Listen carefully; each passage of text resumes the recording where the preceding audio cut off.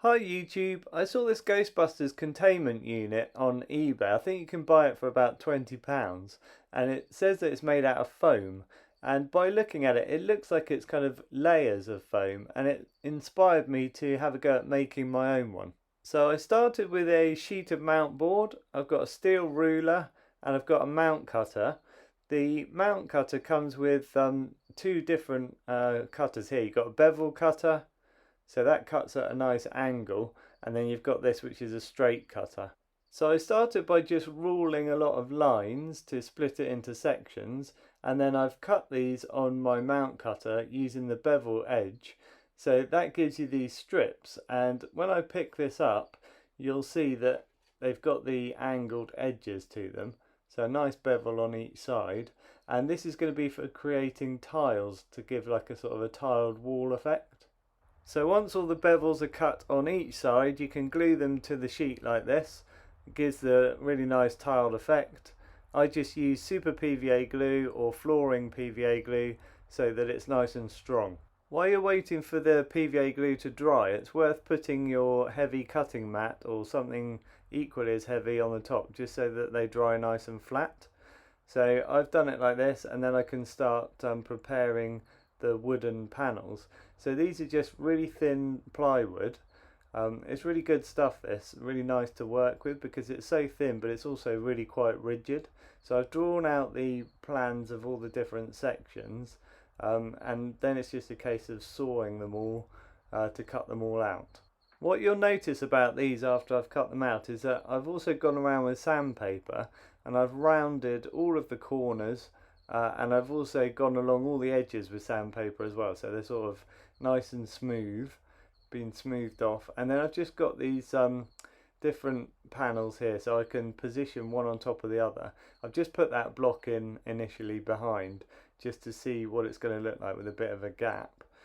This is the whole idea, is just to give the illusion of some depth on this. So by having that block in the middle, that helps give that effect. And then I've got all these little sections that are going to be put on. There's a few more that I'll need to cut out as well as we go along, but this is going to give me my main shape to start with. Next I painted the tile wall. Initially I painted it all in this brown colour, and I've just watered down the brown quite a bit so that it goes into all of the little gaps and cracks between all the tiles.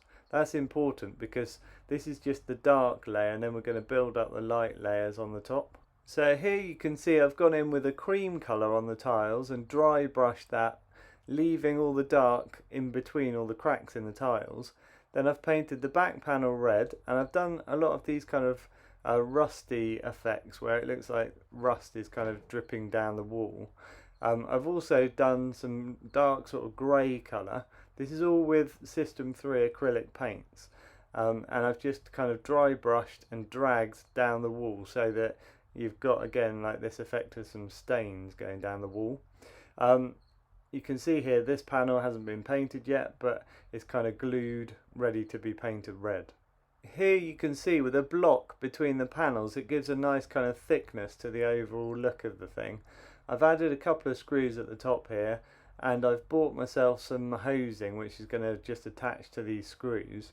The hosing's black at the moment, but I'm going to paint this silver before I put it on, and then I'll drill little holes in the back panel and probably just use some cotton or something to attach them in place. The whole reason that I'm doing this project in the first place is because I've bought a 1/6 scale Blitzway Ecto-1, the Ghostbusters car, and it's going to go on a shelf, and then I want this to be just part of the display, just in next to the car.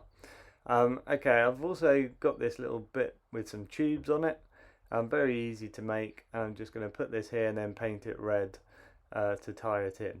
So this is what it looks like with the tubes painted silver, and I've tied those on. There's a little extra block there that I've positioned, but I'll also put a little panel on the front of that as well. I've made a little handle. You can see what that looks like painted red as well with the tubes. Made this little handle just out of a couple of scrap parts. You can see I've got like all this kind of junk and stuff that's removed from when I buy Lego, and I take out anything that's non-Lego.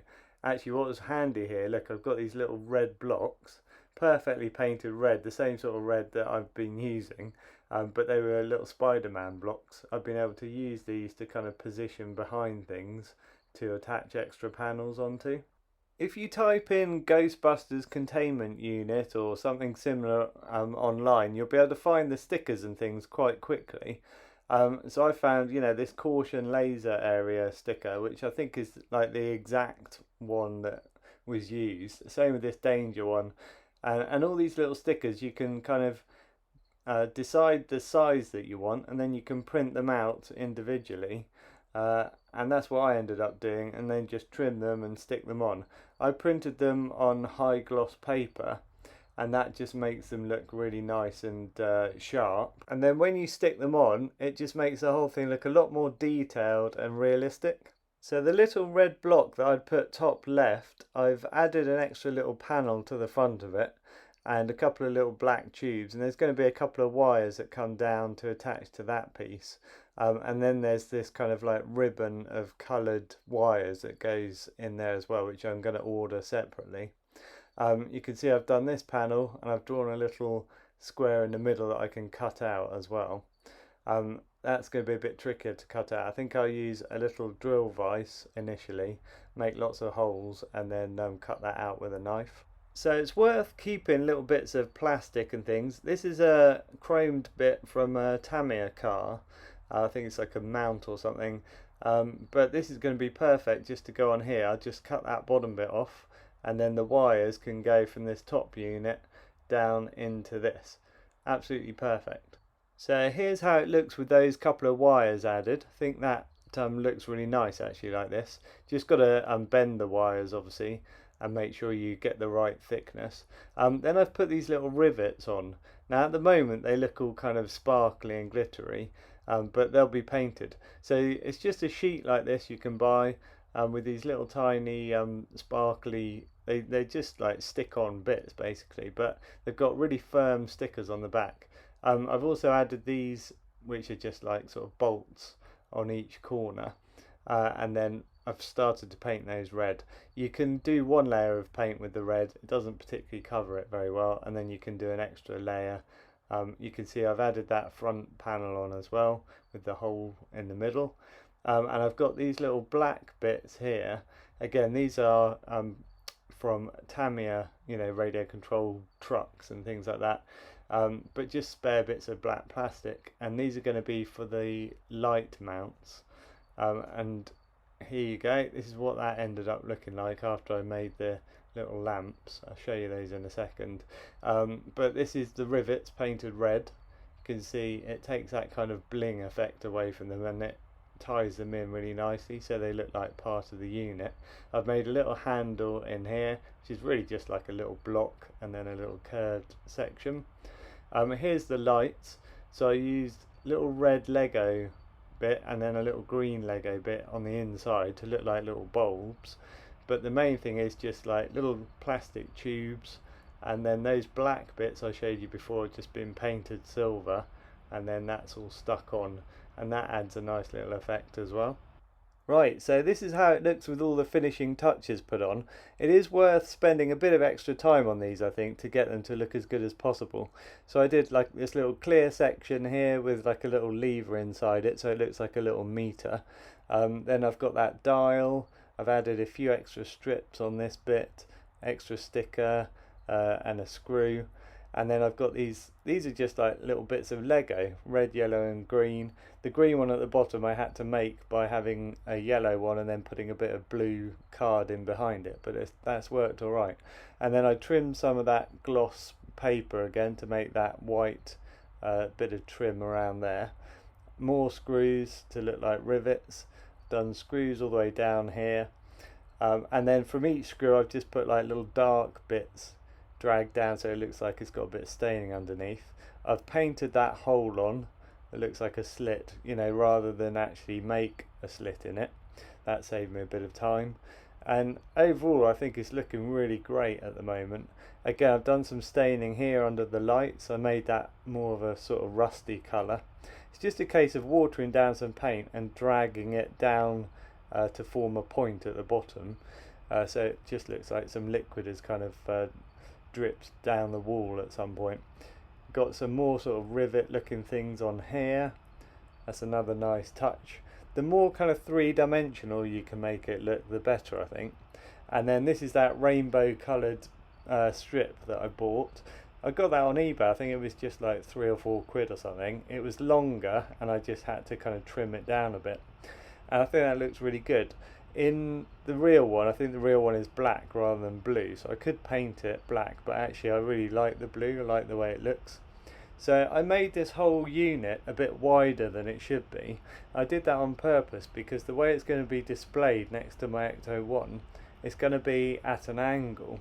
So you're viewing it, you know, more slightly from the side, and so by making it a bit wider, it gives that illusion that it's just right. So I think this containment unit has added a nice touch to this whole area. It really kind of sets off the Ecto-1 nicely. This Ecto-1 is an absolutely massive model and it's really heavy as well, so you've got to be careful when you're kind of manoeuvring it around. But it just fits on this shelf nicely. It's got all these really cool working lights and things, and then there's loads of extra details on the inside as well. It's just as detailed on the inside as it is on the outside. There's little working lights and things in there as well for all nice little touches. The gap in the back there is where I'm going to put my Slimer. If you've been to this channel before, you might have seen the video I did on me making Slimer, and because he's so kind of big and bold, he's a really nice and bright green colour, he's going to go really nicely in that gap in the background. The containment unit, I didn't make it exactly to the same scale as the car, but I just wanted to get the overall effect, and I think it works nicely. This plaque as well I bought on eBay. I think this was £20, £25, but it's really good quality, and again it's really kind of sets off this whole area.